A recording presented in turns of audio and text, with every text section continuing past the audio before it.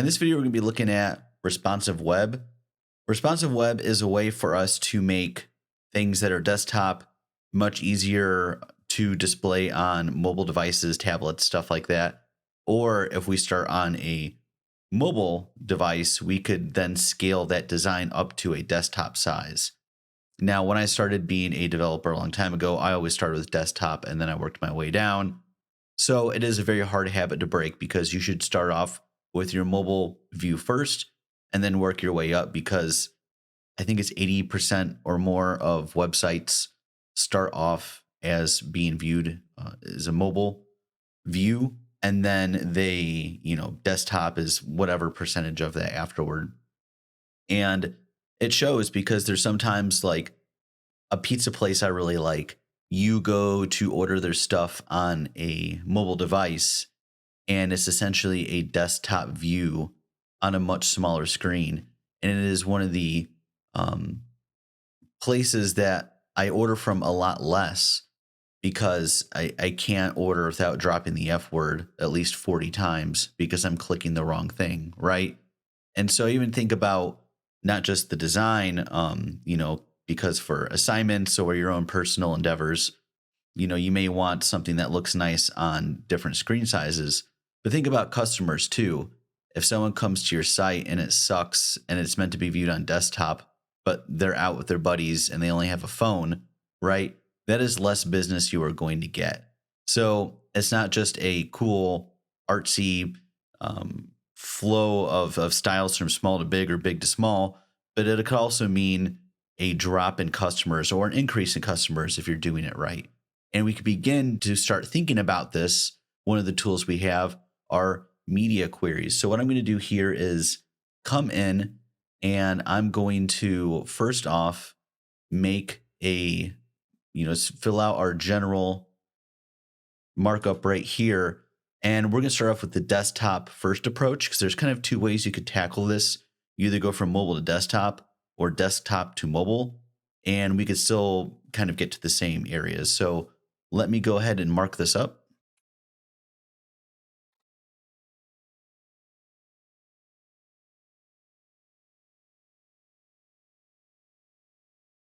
So all we have is running the live server down here. We have this open and we have desktop first approach. You could read the screen. So nothing's going on yet. We're not going to use assets. So we're only going to use style CSS up here. So I'm going to, close that up there. And I'm going to come in now and just go and do some general styles here. So let me come up and just add some of this in here. It may not do much. I think it's me just fiddling around more than anything, but we're going to come down here to the H1 and let's give this a padding bottom of 45 pixels. And then we're going to do an H1, H3, and then we're going to give that a text align. Oh, that's there at the top. Center. All right, awesome. So I'm going to copy this then on the screen from my other screen because I have the code side by side. And I'm going to drag this slightly on over here. And we're going to work with media queries that are max width. And max width on a media query means that the styles will apply only on screens that are smaller or equal to the max width. And we're going to see a good example of that. So let's come into here and let's do media only screen, and let's do max width.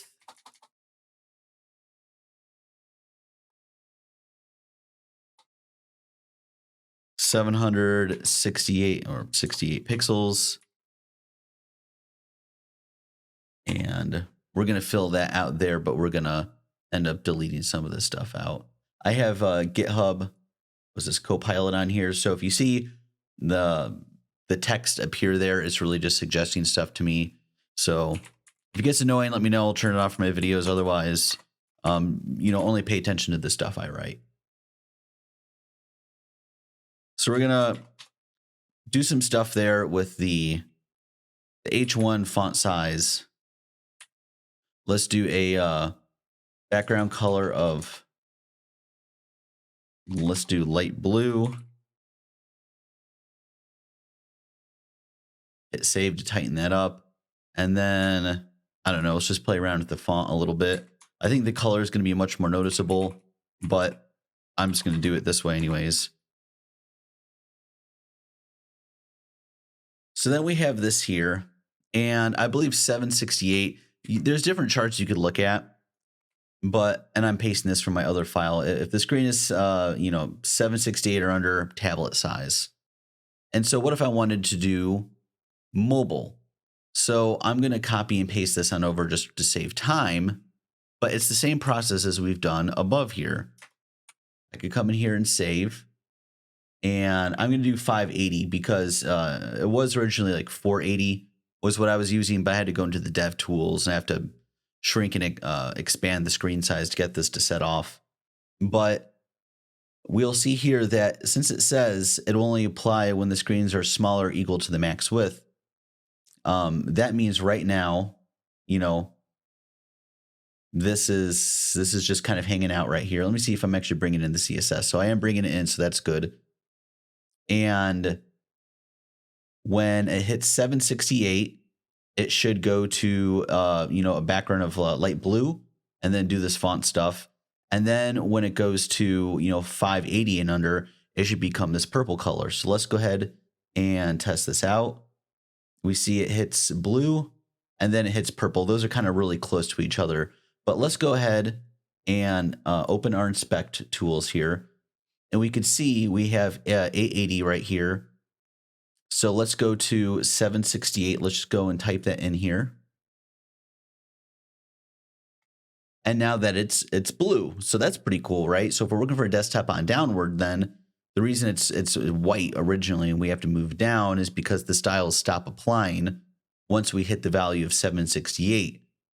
And so from 768 down, all these styles are going to be applied, but that gets tripped up when we hit 580 because then we have another max width rule there that says everything that is, 0 all the way up to 580 here are going to have these styles, right? And yeah, so that's how we could do stuff from a desktop to a more mobile direction there. So if you start big and go small, but what if we were to come back in and start from small and go upward? And this is making very, very, very small changes here, but we're going to see that some things do matter. An order of some things do matter. So I'm going to go ahead and keep this normal here, right? And so I'm going to come in and I'm going to swap this stuff out. And we have min width. And so min width on a media query means that the styles will apply on screens that are larger than equal to. So you have a starting point going upward, whereas max width is down up to a certain point, right? And so those are kind of the views now of where we are starting at a smaller screen and working our way up, right? That's the min width thing right here. So if I come in and do min, right? And then I come in here and do min, right? It's weird because we have this purple and then we get this white, right? But where's the blue? This doesn't make sense, right? It seems like one is overriding the other. You may get very, very, very frustrated with this. And this is something I forget because I've typically only worked with max width. It's my fault. I can still do responsive stuff, but I was trained early on with the desktop first approach. But let's look at the order here of the CSS, right? What if I was to take this min width of 580, or let me cut that, and I put it here.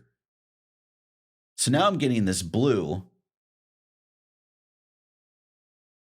which is really, really awesome. But when I get down here, I'm getting, purple going down into white here.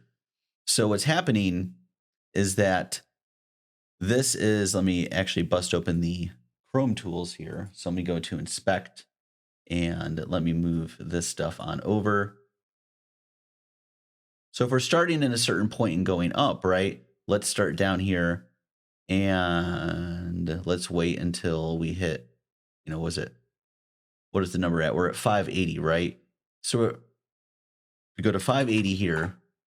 That's great. But if we go to oh, hit the wrong button.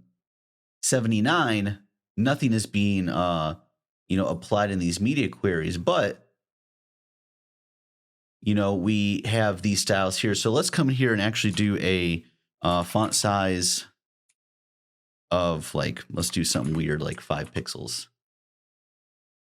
So you now see that these are incredibly tiny, right? So these are kind of like the default values, which I guess is kind of a weird way of showing it, but you see these are incredibly small. These, H1s are right here. But if as soon as I hit 580, what kicks in next is this, and it says, okay, everything going up from a 580 width for your pixels is going to have all of these values. So if I come in here, I click this, I hover over, we see that that is 35 pixels, this is 35 pixels, and these styles are being applied. But once I go up to 768, and let me just go in here and type in 768, now it says, okay, everything from here and up gets applied, but now it sees this. It's like, oh, cool. So now the body is going to be a background color of light blue, and these are going to be like the new sizes that we're going to be dealing with here. And what if I wanted to do something where I applied, some style? Let's do letter spacing. Let's do, 10 pixels here, right? I'm going to come down and we still have that gap. We come down here and it doesn't exist. But as soon as we hit this, the letter spacing is cascading, let's just say upward in size, right? But even as we hit the next media query, that gap still appears. Why is that? Because this is shooting on upward to whatever the maximum window size is, but there is nothing in here once it gets to that next level that says, well, we're a new, media query. Let's just annihilate everything before. This background color here is overriding this background color here. This font size is overriding this font size. Same with this and this.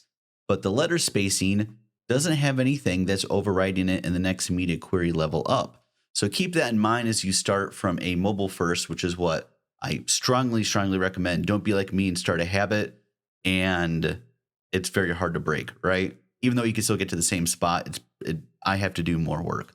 But I recommend starting from a, mobile first view. So, start off, if you even want to, test it out here, you do like an iPhone here, which, I'd have to move smaller in my media queries, right? If I wanted to do 480, let's see if it even captures it. Yeah, I'd still have to move a bit smaller because the iPhone XR is 414. So I would have to make adjustments in here to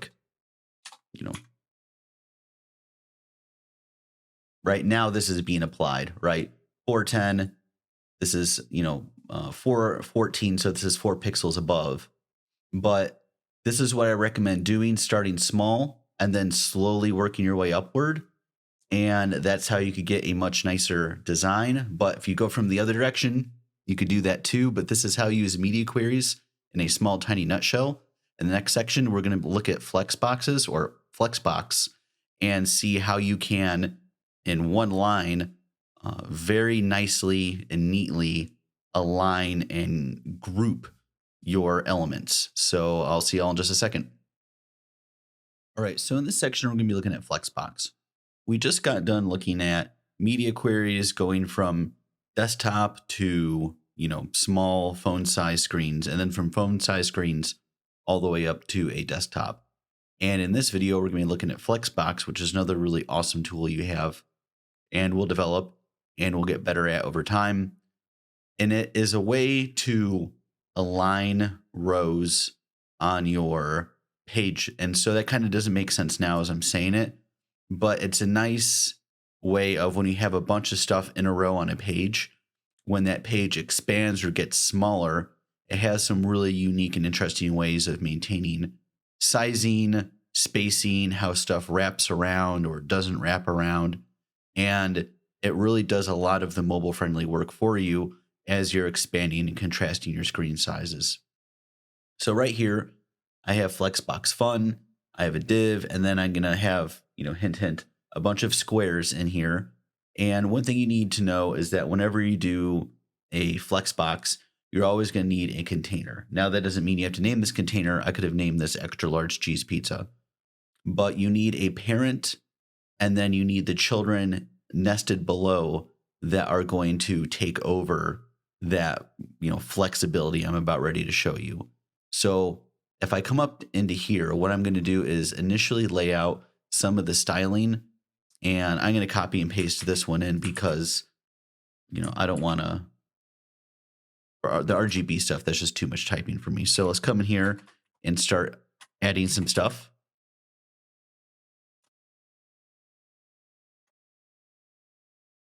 And now we're going to go ahead and make the squares.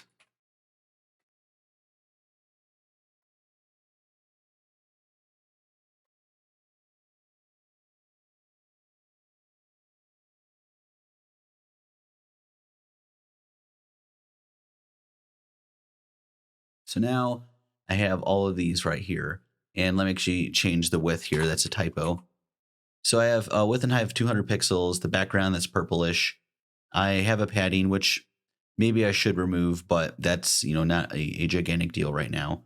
And I have a border and all this other good stuff here. And we can see that since these are divs, these are block level, and it's shoving everything else down.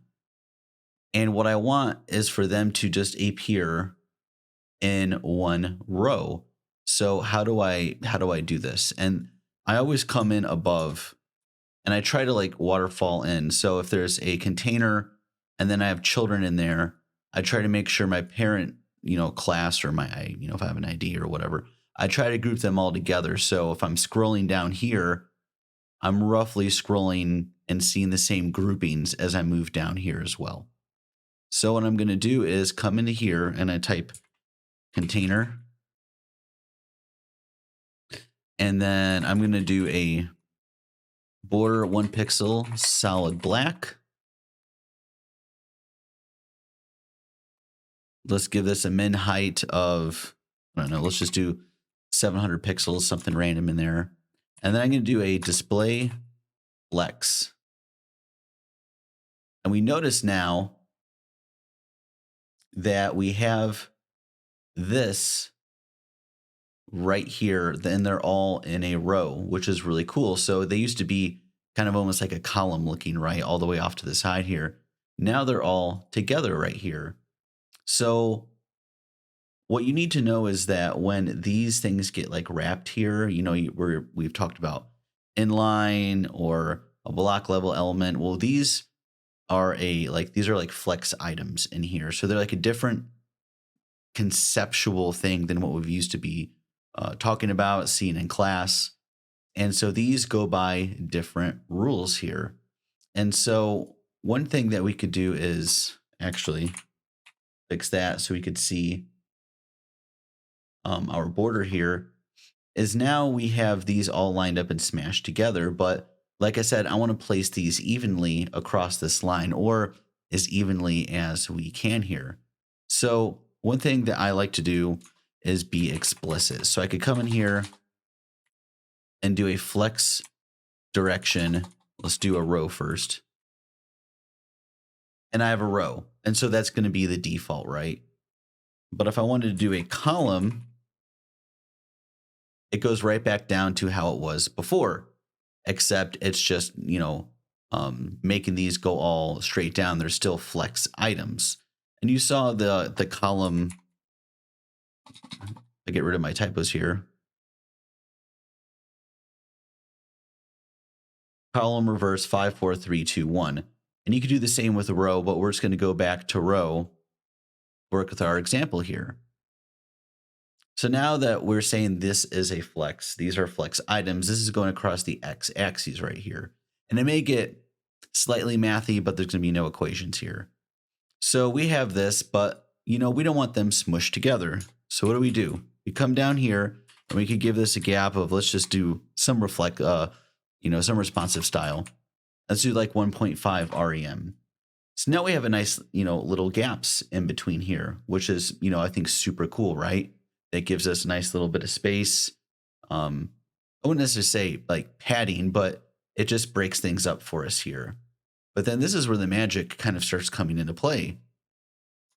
And what if I want to space out my squares in a different kind of way? So I could go into justify content, which is going to go along the x-axis.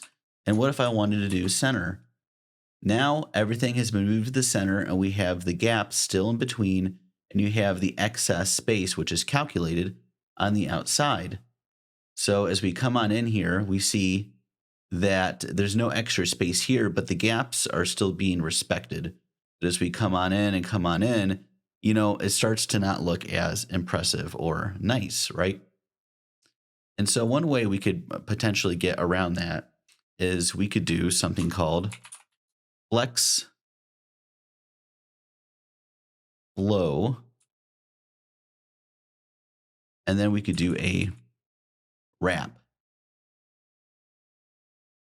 And so as this gets tighter and tighter and there's less space for everything, it shoves it down. So now as we come down in here, we have 1, 2, 3, 4, and 5. And so even though there's, the excess space to the left and the right of 5, we still have the gaps being preserved between all of these squares here, which is quite nice. Now let me open up the inspector here and let's look at it, say, on an iPhone. And we see that it's still a row. We could see that it's crossed out right here, but we could see that it is now flowing on down and it's wrapping. So it looks like it's a column right here, which is pretty cool. That's a pretty interesting feature. So think about maybe some of the sites you've made before where you're not using a Flexbox and it's annoying. It looks good here, but when I come in here, my website blows up, right? Now you have the ability to just kind of flow over things. And with the media queries previously used and shown, right, now you have the ability to have responsiveness baked in, but there's less that you have to do by yourself, right? And so let me open this back up again. And so we have the x-axis, right? Like here, right? But what about all this space going up and down? Because there's a lot of space in this div to play with. So I could come into here, and what I can do is go to align items, and I could go to center. And now if I have this div in here, I have all of this space up above and below. Let me drag this down a little bit so I don't have that scroll bar. We see it sitting nice and neatly in the middle here. But what if I wanted to move it around? What if I wanted to do flex start? We see now it's sitting and basically hugging the very, very, very top of this div. If I wanted to go to flex end, it would sit here at the bottom, which is pretty neat. But I'm going to keep it in the, or I'm going to say center. So we have that right there. But there's another one I'll show you, which may confuse you. We have stretch. We see stretch does nothing. It's kind of like flex start, but they go to the top. But nothing else happens. Why is that? That is because we have our height right here on our flex items. So each square, 1, 2, 3, 4, 5, has this class. But it's only going to have a height of 200 pixels. But if we comment this out, we see that they all stretch down right here, which is pretty cool, right? So if we wanted to come up here again and go from stretch to, say, center, we now, since we don't have that height value here, which could be, colliding with what we're wanting to do, it does a nice calculation of, the space you have and make sure they're all aligned nicely here. So that's pretty cool. But I'm going to go ahead and just keep these centered and then keep these sizes the way they are. And so now that we have that there, we could come here, justify center. We could let's do space evenly. So now all of these have the same spaces, across here. So they just flow a lot nicer. We could do this stuff, but what if I want to go in here at an atomic level and end up changing something or manipulating something? How do I do that? Well, let's go ahead and look at this div right here. We have this fourth one right here, which is a special square 4. We're going to come in here, do this, and let's do an align self. So this is the y-axis, right? So let's go to flex start. We hit save, and now this thing pops up. And these are just squares, but now imagine what you're able to do with some of the, designs or some other cool features, right? Because you may want it to look like this for whatever reason, right? Or you have more detailed content here and you want, I don't know, you want it to do this for whatever reason. But with your media queries, when you get to a small size here, I know that this is collapsing in, so the flex start on 4 here has nowhere to go. But now not only do you have the power of the media queries from the previous section, but now for your straight up rows, you have the ability to fold them over, keep them uniform, and even at a atomic level, pop them out of place and move them around. And it's a lot less code than if you were to just manually come up with this by yourself. So I think that is pretty cool. And yeah, so that's the introduction to Flexbox. All right, so what we're going to do in this section is I'm going to show you how to make a Flexbox nav menu. And this isn't the only way to do it. I think we know by now that there are a lot of ways to do, stuff in web, and especially using Flexbox and Grid, which we're going to see. Sorry, I think that was my work computer, so I decided to shut that off just now if you heard that beep sound. But there are multiple ways to do stuff. I'm going to show you a quick and easy way to get up and get going. It's not going to be necessarily one size fits all, but with the media queries that we've previously seen, you could combine that with what I'm doing and then start to, create your own personalized solution. So right here, we have an unordered list. We have a container, and then we have this left side nav, which is going to come into play. And then we have our line items. We have Bob's Bread. I guess that's the name of our business, right? We have about us, order, and sign up. We have all this right here. We're not using any of the images. We're just using index and style CSS. So we're going to close this to give us more space. Bring this on over. And let's just tighten that up there. So we're going to come in. I'm just going to do some just general things in here. So let's do, padding 0. I don't think these would be super necessary for yourself, but in case you haven't seen me do border boxing yet, it's something I've played around with. Like I said, it may not be useful for this example, but even I experiment with styles I haven't used yet. And so this border box right here, it says the width and height properties include the content, padding, and border, but do not include the margin.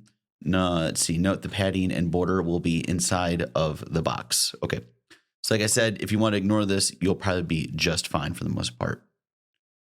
So what we're going to do next is let's go ahead and take the, let's see here, the container.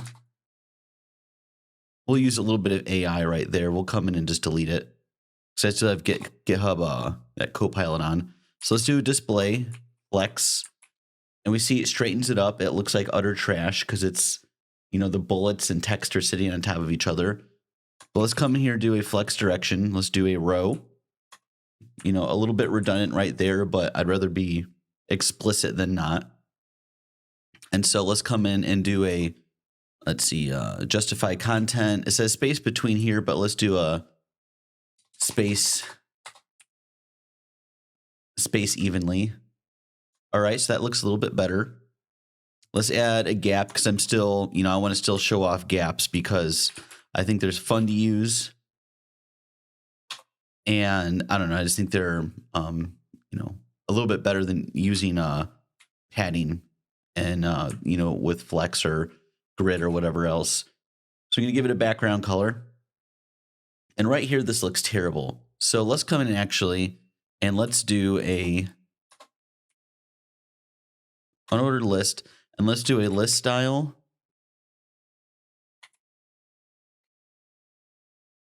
of none. So that way we eliminate those dots there. So that's pretty cool.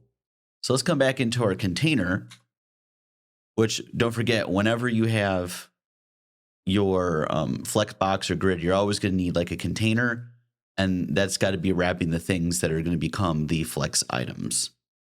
So now we have the background color. Let's just give this height 40 pixels. And this is going to take place or take care of the y-axis.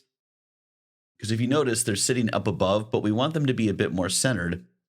And so we're going to come into align items. We'll just do center. And you see that they move down right here, which is pretty cool. We're going to do color. Let's just do white. I don't have like a design. And personally, I've been trying to work on my own design skills, and they're slowly coming along. I need a lot of practice. So this is looking okay, but you've seen a lot of websites where you have something over here, and then you have the stuff you click over here. Now, I don't have links in here, so you have to imagine clicking, but visually, this should still look very, similar to other sites you've seen. So how do I make this stand out from over here? Well, remember that one class that we had? This left side nav? Let's come in and start using it. And I'm sure you could use an ID here if you wanted to, but I'm just making it a class because I'm deciding to. No harm in that. And what we're going to do is we're going to do a flex grow of 3. And let me copy and paste this in here just so it's visually showing up. And let me just hit enter down here. So flex grow decides how much an item will grow relative to the other items. And so when you have the flex items and stuff, there's a calculation going on behind the scenes of how much space do some of these things use, how much space is needed. And there's ways to play with individual items and how much space they do or do not take up. And so what I'm saying on this is I want you, for a value of 3 here, I want you to take up a lot more space than these items over here. And as we expand, we could see that order is maintained as we shrink it. It's pretty responsive in that regard. Now, would I suggest having some spacing or, the word padding, right, on either side of sign up and Bob's Bread so they're not like hugging the page necessarily? Oh, 100%. But those are like little tiny things that you could fix yourself on the fly, right? And this is just a nice, quick, easy way to get kind of a starter nav going. And yeah, so this is how you do that. And in the next section, I believe we're starting grid. So we're going to look at grids now. And grids, I just want to say up front, are incredibly powerful. They're incredibly strong. And there's a lot you could do with them. And Flexbox is cool. It's awesome. I use Flexbox a lot. And as you go into more of your responsive web dev careers, which hint, everything needs to be responsive, you're going to use Flexbox a lot.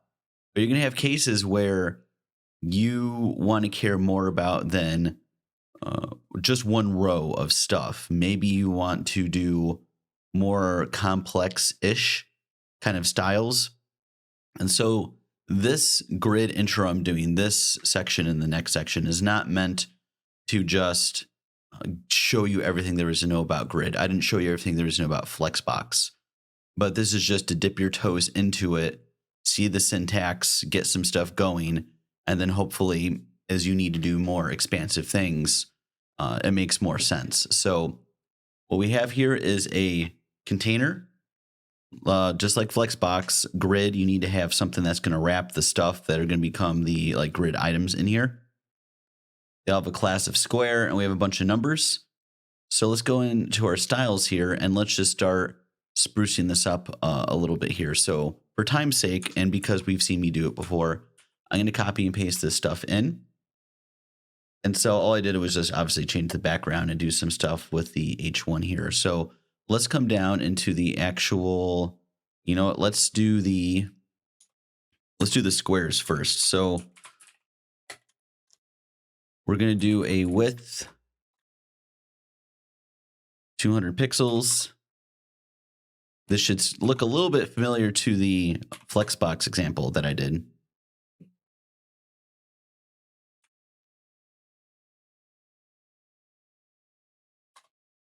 Then I think even have any padding on here. Let's just do a border.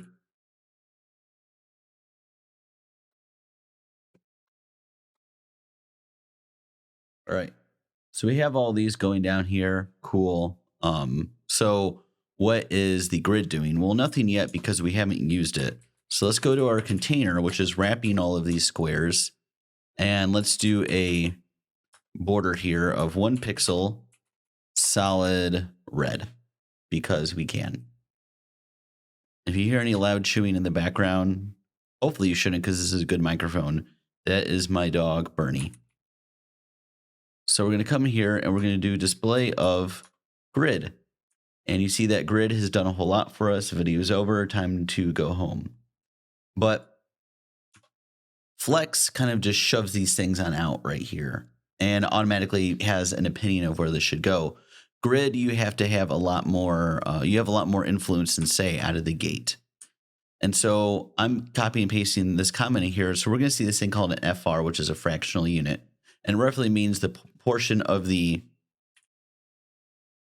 can't spell there, remaining space.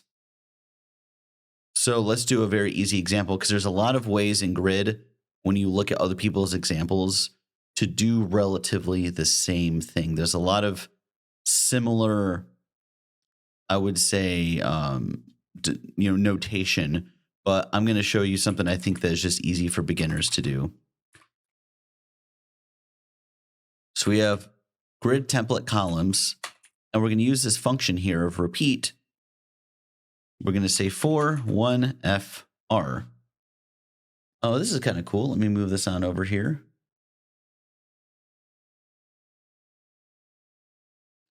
And so now we have this. Well, this is cool. But the thing that sucks is when it gets like all squished down, right? It's kind of not flowing, not doing stuff we need it to. Whereas Flexbox, you have the overflow and stuff there. You have to type it in. But even a Flexbox, I felt like it would, naturally squish a little bit better than this. But, that's Flexbox here.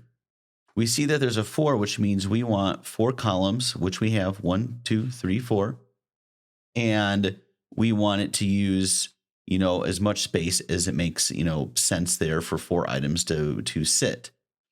So let's come in here, and because we used gap in Flexbox, we could use a gap here as well.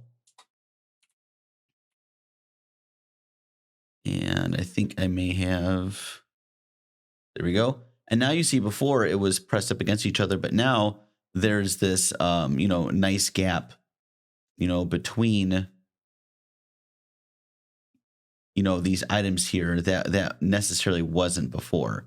So, okay, this is pretty cool. So show me something interesting because this seems a lot more limited compared to Flexbox. And I would say in some cases that is very true.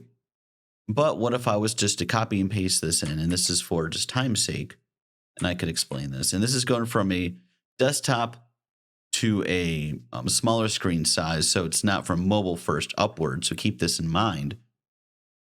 But now we have this max width, so everything from 0 or the previous media query up to 768.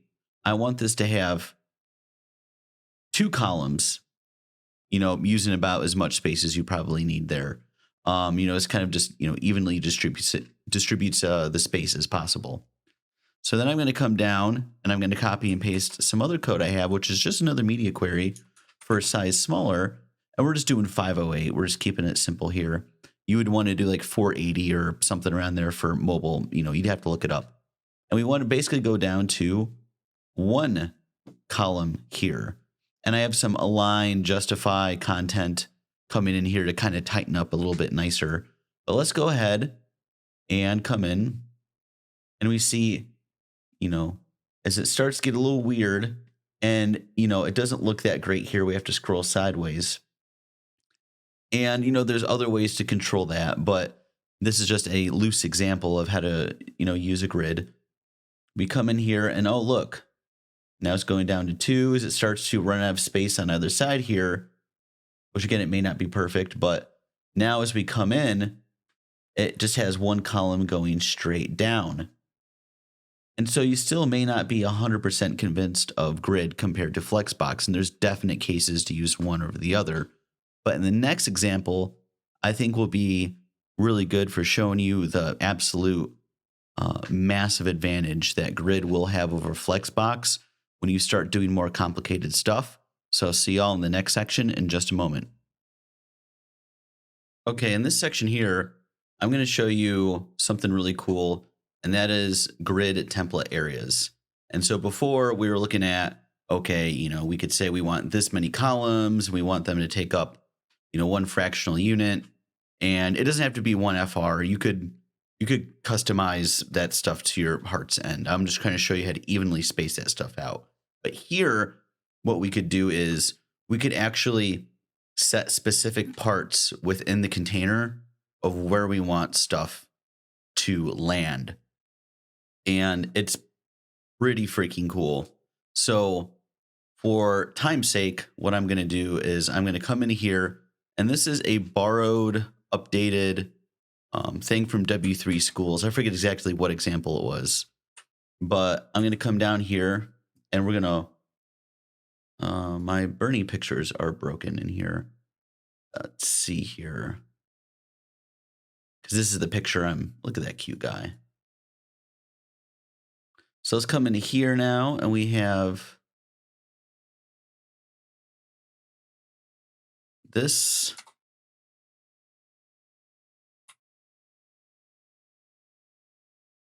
Actually, I bet I know what I need to do.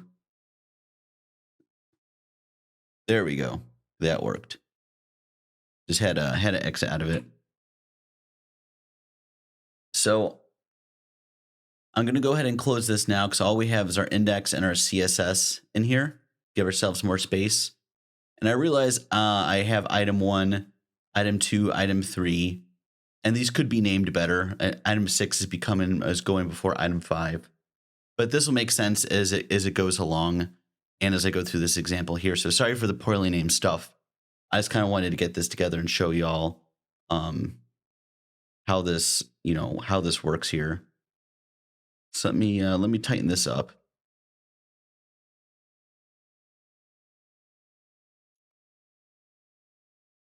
All right, awesome. So we basically have this floating above. Usually I have some kind of header or text saying what we're discussing. We have our container here, which you can see is wrapping around everything. So we're going to do something with this entire page, which with a grid, you don't have to do a section. You could literally design your entire page with a grid if you wanted to. So then we have this nav up here. We can see it's a nav, Bernie's site, menu links, this stuff going on in here. This should look familiar, maybe some of the stuff that you've done previously. And then it looks like we just kind of have like a space that was put in here. Now I haven't done this example in a minute, so I may have forgotten what this section is doing, but no problems. We obviously have this item 3 right here, which is where all of our content is. Now this is lorem ipsum. This is just BS text for filler, and why not? Because this is just an example. I don't need meaningful text here to show off what I'm going to do. And then it looks like I have 2 pictures coming down into here of my dog. You can clearly see how massive they are there. And then we have item 5, which is a footer. So what I'm going to do is first, I'm going to come in and I'm just going to do this because I'm going to mirror what I have on my other screen, although not the entire thing. So what I'm going to do is a max height of 90%, and then I'm going to do a max, I think, width of like 40% or something like that. Once again, this image stuff isn't as important. I just, needed to get the images smaller, and my phone takes monster size images. So, and as I'm moving stuff around, I don't want the images obstructing everyone's view of what's going on here. So as we come up to the top of my other file, which you can't see, I'm going to come into this one now and copy this in. So what I'm going to do is do grid container. I'm going to do a display of grid. And then I'm going to do a grid template, if I could spell.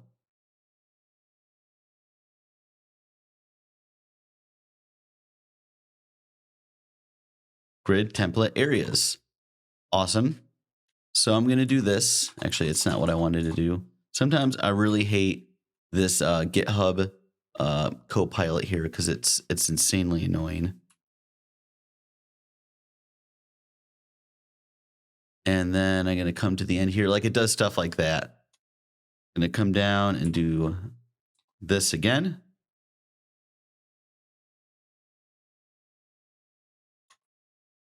That's not what I wanted.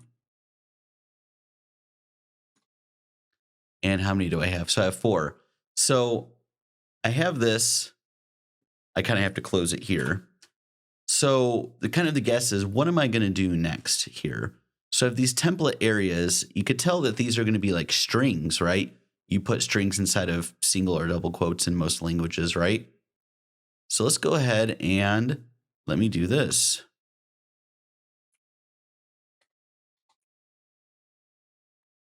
Okay, so it knows what I wanted there. So we have a header, header, header, header, header, header. Okay, that's kind of neat. Menu. Main, main, main, main. Okay. Menu, we're going to do stuff with photo, so it's guessing it there, which is okay. That's what I want. And then we're going to do menu, footer, footer, footer, footer.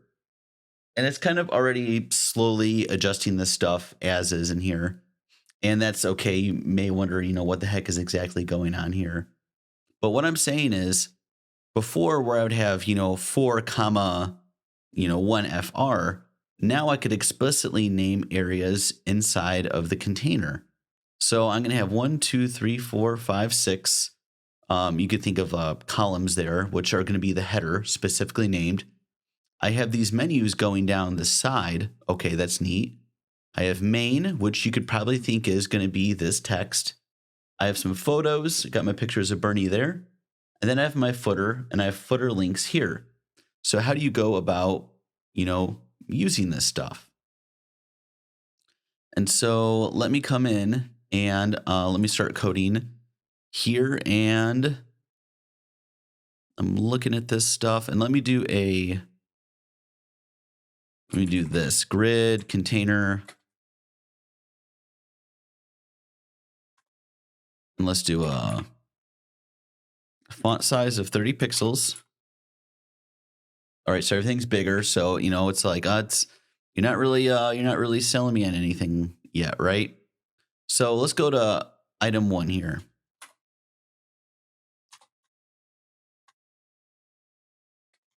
And so what is item 1 on this? We scroll up. Item 1 is going to be this nav we have right here. And what we want to do is place it at the top where the header is. So how do we do that? We come into here, and we're going to do grid area, and it knows what I want. I'm going to say header. Well, that's kind of cool, right? We have all this stuff right here, but if I want to come in and do, say, a float left.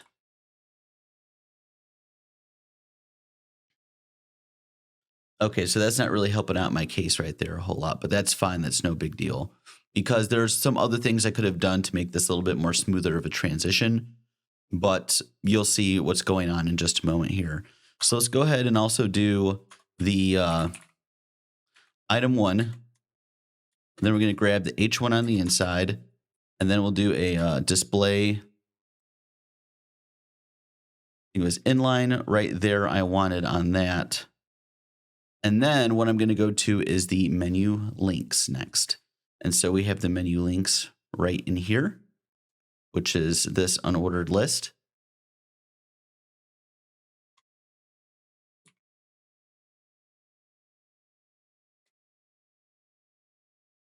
And I did a float just right. So now I have these. Okay, that's kind of neat how that's churning out. And I most likely could have done a nav bar up here and that would have worked. But, you know, that's fine. That's okay. So now that we have that done, let's come in here. And then let's do a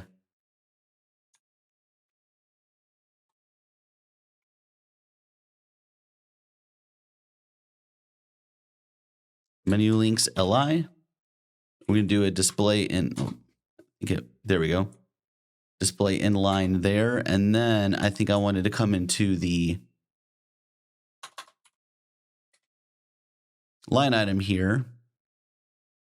And let's see this.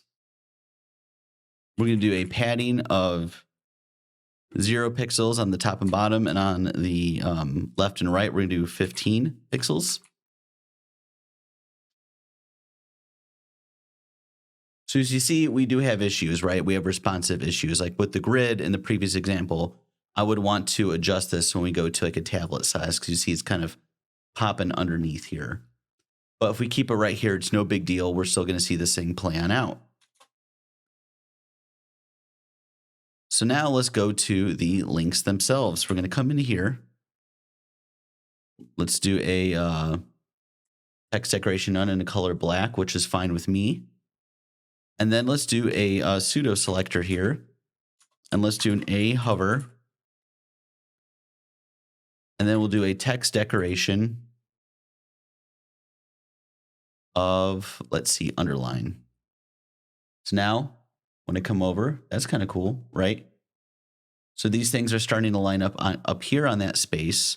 So now I'm coming in item 2.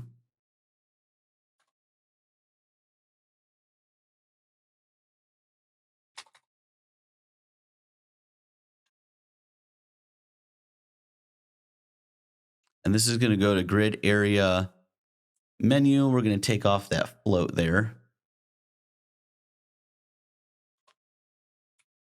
Background color is going to be black. The width is going to be 30 pixels. And then the height, let's do 100% on this. Sweet. So that's pretty cool. So now we kind of have this thing running along the side here. This is starting to come together, hopefully a little bit more. Now let's go into item 3.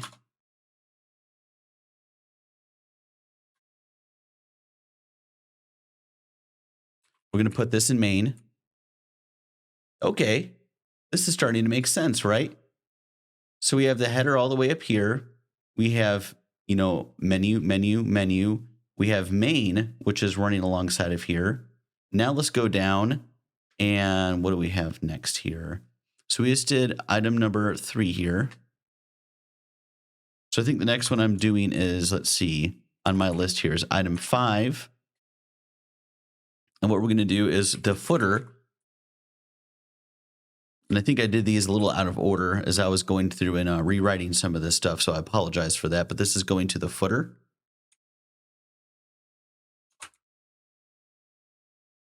So now we see that we've taken that text and we moved it down below. Now it looks like everything's fine and dandy here.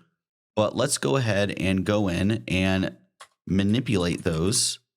Item 6, which is where the photos are going to be. Let's say this is go to the grid area of photo. And let's do a justify self of center. So now that's cool. They're a little bit bigger. I've kind of centered them in their area here. And I think, let's see here. I think that's pretty okay. I have some other styles on my page that's on the other screen, but I think this does the example well enough. Now, is this the most luxurious, elegant page ever? No. But what we've seen here is that we're able to come in and we're able to call out specific areas within a grid, in this case, an entire website. And we could start calling out by name and then saying this goes to the header. We could say that, this is going to go to the menu, which I think I've designated this as the menu right here. And so I think that is pretty neat. And one thing I want to show y'all, and you could do this with Flexbox too. And sorry if I haven't mentioned it yet. I actually did these recordings over a couple days, so sometimes I forget what I've said. But we could go into inspect here, and since it's a grid, we could click in Chrome, and I think Firefox has this too. I think most browsers should. We could click grid, and we could see how our page is divided up, which is pretty cool. So we could come in here and we could see our layouts, how everything is divided in here. So if we wanted to come in with more control or more specificity where we are placing some of these items at, we could go ahead and do so. But we could even see the menu on the side, how much space that is taking up, the size of that column right here, right? And we could see where these photos are ending up. So maybe if we wanted to adjust things or align them a bit better in our grid format here, we definitely could. But this is a great visual tool as you're debugging, creating, trying to get an idea of how something should look on a certain screen size. So that way, as you go from desktop to mobile and mobile to desktop, you have a lot more visual control and anticipation of what may happen rather than just doing the general put a border around everything and seeing where it lands, right? So hopefully y'all could see the power of the grid template areas. Maybe you don't use them for an entire page. Maybe you use them for a specific section of your page. But it's pretty cool to be able to call out where you want stuff to go, and it just innately knows how many columns there's going to be. And then you could also run things vertically as well. It doesn't have to be all horizontal. So yeah, I hope you liked it.